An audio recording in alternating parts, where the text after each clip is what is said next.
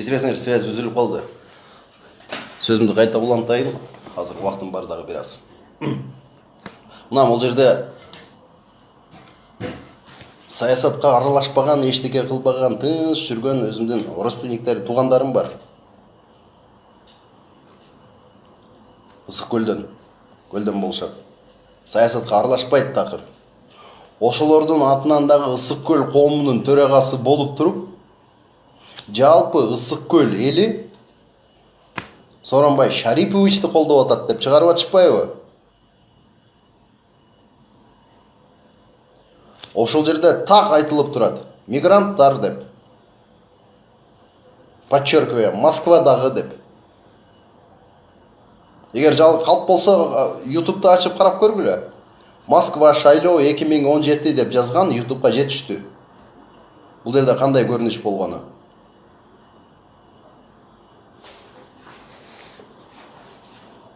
Азаттық жазып отыр. Шайлоого 600 киши кире албай қалды деп. Біз ошол күні спутник менен да қарап көргөнбүз. Спутниктен, онлайн эмеден, связьдан. Баягы жерде көрүнүп турат. 600 киши эмес. 6000 киши катыша албай калган шайлоого. 10.000 жакын киши чогулган элчиликтин айланасына.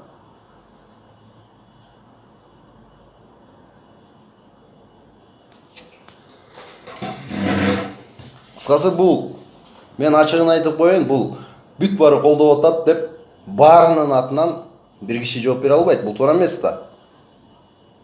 Анын ичинде колдогону бар, колдобогону бар. Жээнбековдун жүргүзүп аткан саясатын, ошонун позициясын колдоп атышат деп жазып чыгарып коюптур. Мен мисал колдобойм. Мигранттар дегенде, в том числе, ошол катарга мени да кошуп коюп атпайбы? Мен өзүм билем кимди колдошту. И кимди кантип колдорумду мен айтканга дагы өзүмдүн укугум бар.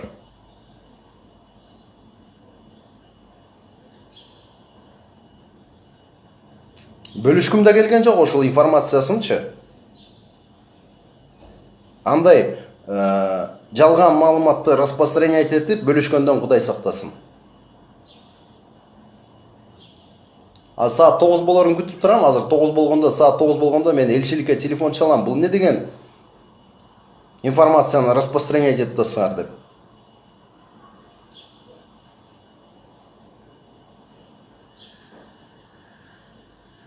Мен дагы бир жолу айтам. Укугумду тебелетпейм. И менин укугумду тебелей турган болсо, шайлоого болгон укугумду тебелей турган болсо, мен сурачу жерден сурап алам.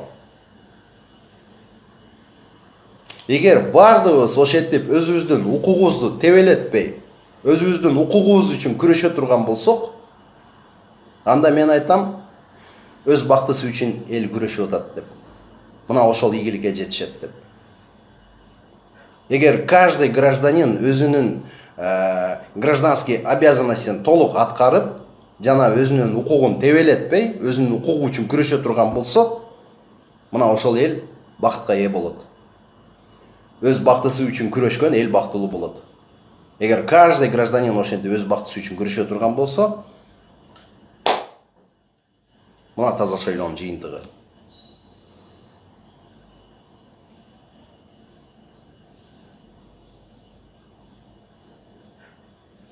Ушул жерден мен айтайын, элчиликтегилер көрүп аткан болсо, ким? Нуржамал Шайлдыбекова, эменин Борбордук шайлоо комиссиясынын төрайымы. Эмне үчүн Фейсбукта жок? Шайлоо боюнча биздин аябай көп суроолорубуз бар.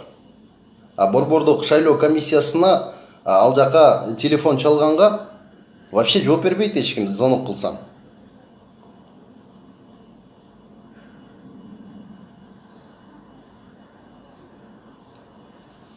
Түз эфирге чыкса, эгер Фейсбуктан өзүнүн жеке баракчасын активировать этсе, мындайча айтканда, санариптештирүүнү өзүнөн баштай турган болсо, биометрический регистрацияны коюп туруп, биринчи Facebook баракчасына катталса,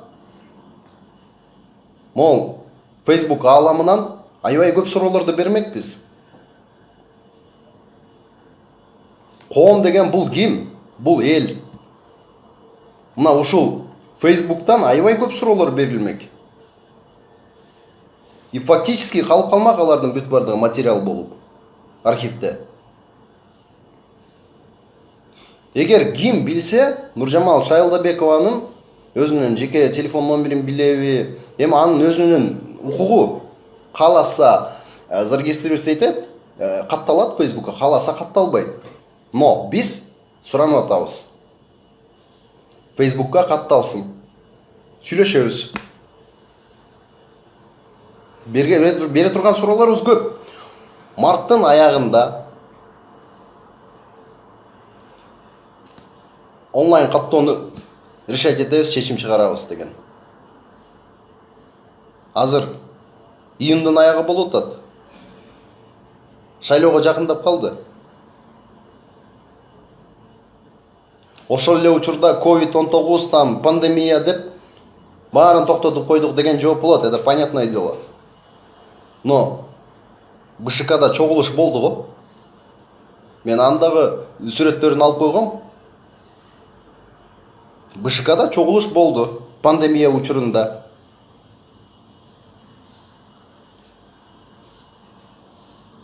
Талкуу болду. Бирок эмнегедир онлайн каттоо боюнча жыйынтык жок. Телефон чалсаң албайт эч ким БШКга. Коронавирус эмес, сибирская язва болсо дагы биз парламенттик шайлоого добуш берүү үчүн катышышыбыз керек. Чубак ажы айткандай, кыямат кайын башталып кетсе дагы колуңдагы чырпыкты жерге тигип кал дейт. Ошодон эртең үмүт кылып дейт. Коронавирус эмес, балекет вирус болуп кетсе дагы шайлоо болуш керек. Болуш керек шайлоо. Келечектен үмүттү эч качан үзбөшүбүз керек.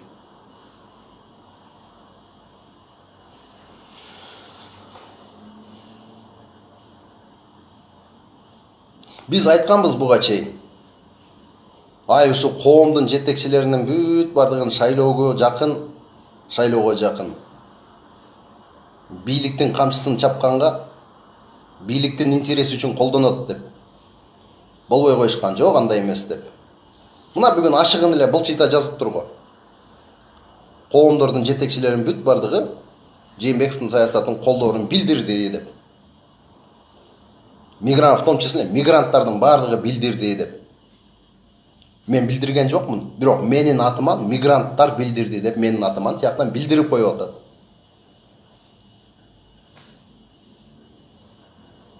Мен колдойт экенимди билдирген жокмун мисалы.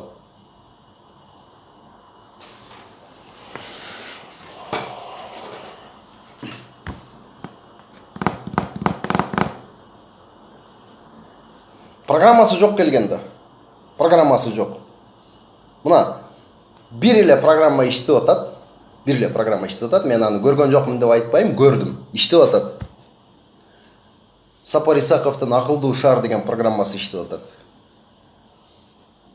Ал Сапар Исаковдун идеясы болчу.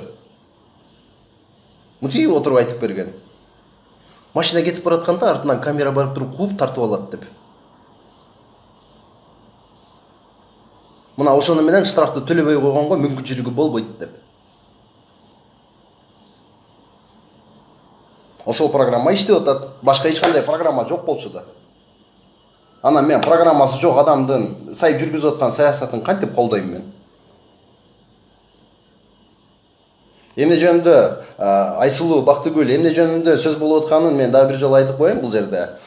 Элчиликтен жалпы мигранттардын атынан жана коомдордун жетекчилеринин атынан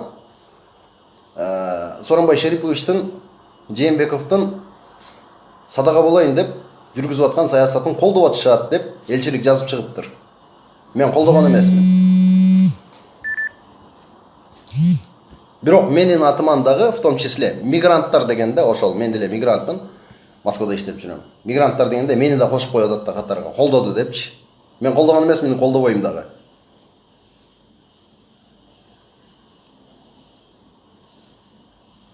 жөн эле катар менен тизмеге жазыптыр бүт коомдордун бүт баарын. Ошол коомдорго жетекчилерине айтканбыз биз. Эй, шайлоого жакын силерди бүт баарынан бийликтин камчысын чабыш үчүн колдонот десек, жок андай эмес, силер түшүнбөй атасыңар деп бизге түшүндүрүшкөн. Бизге түшүндүрбөйлү го, нам это понятно.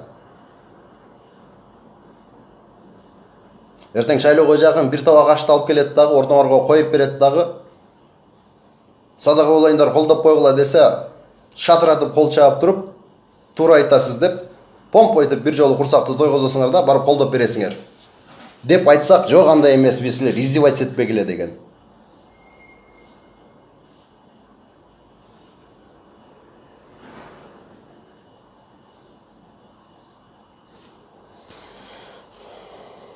Кыскасы, азыр 9-га 20 мүнөт калды.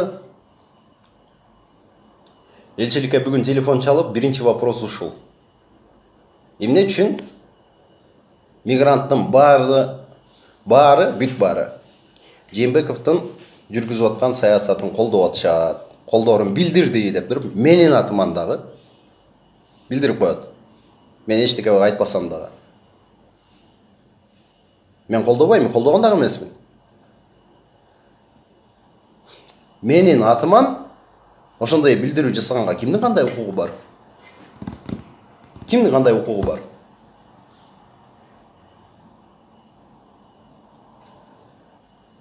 Мен официально бул нерсени Азаттыкка дагы айтып чыгам, жаздырам бул нерсеничи. Жалпы мигранттардын атынан бир эле киши жооп бере албайт деп. Мына менин өзүмдүн туугандарым бар. Коомуна да аралашпайт, саясатына да аралашпайт. Бирок алар ачыгын айтат мага. Ушул жерде Москвада мигрант болуп иштеп жүргөн. Нормальный президент келсе биз бул жакта жүрбөй кетет элек деп. А эми мигранттардын көйгөйүн айта турган болсам, ал өзүнчө бир маселе. Зээниңди кейте турган, ыйлата турган маселе. Кандай шордуу күндөрдө жашап атышат биякта. Анын бүт бардыгын укмуш болуп атат. Бүт бардыгы жыргап атышат деп чыгарат. Жыргагандан жылкычы болуп жүргөн жок анын баары бул жерде.